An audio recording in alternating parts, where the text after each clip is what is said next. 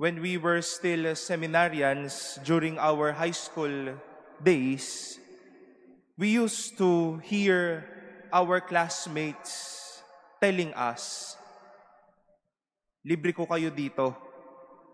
Kain tayo doon, pasyal tayo doon, o kaya sa home weekend, renta tayo ng court, maganda doon.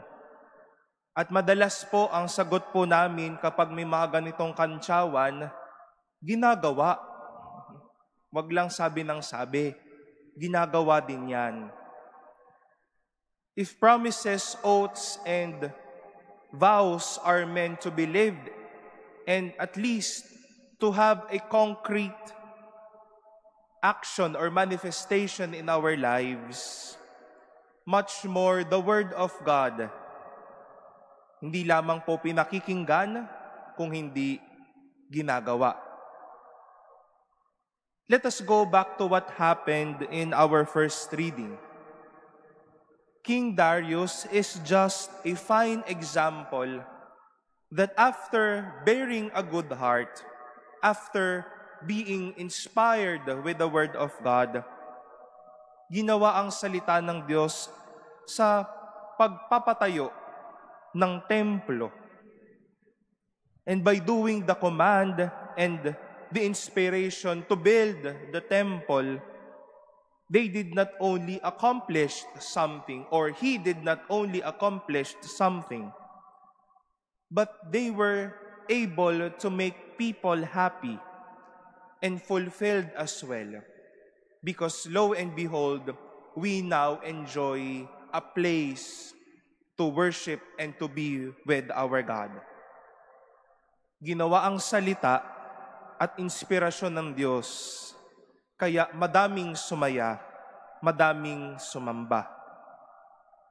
On the one hand, Jesus did not disown his mother and his brothers who were looking for him.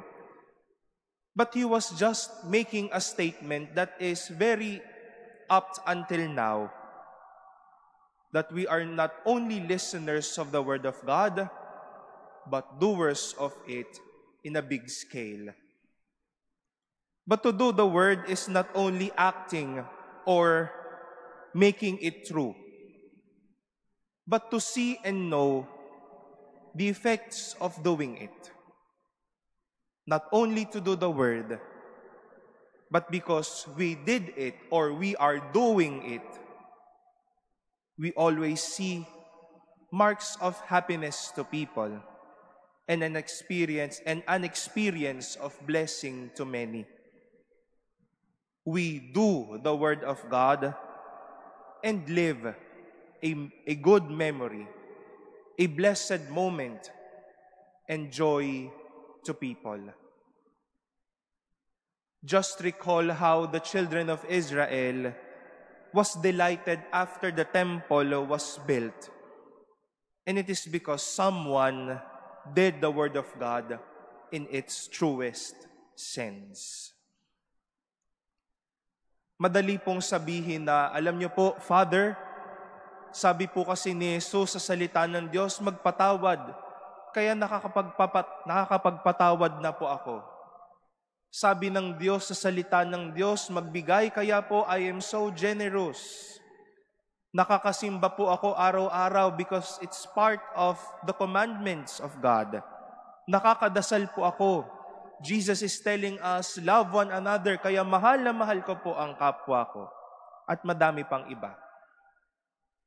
But my dear brothers and sisters, may we see the fulfillment of hearing the Word of God and doing the Word of God when we see others happy and joyful to God's Word becoming true for them.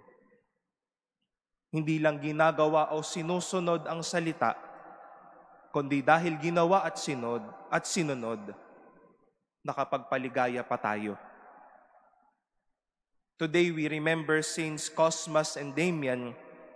These twin brothers did the Word of God and saw the effects of it to people. They were known for their medical background. And when people would see them for consultation, Cosmas and Damian would make use of that moment to be moment for evangelization. They did not only serve healing, but consolation from the divine healer. They did the word of God, but they also made others physically and spiritually well. My dear brothers and sisters, we do not only simply do the word of God, but by doing it, may we see its fulfillment when others would rejoice, when others feel the blessing, and when consolation abounds in them.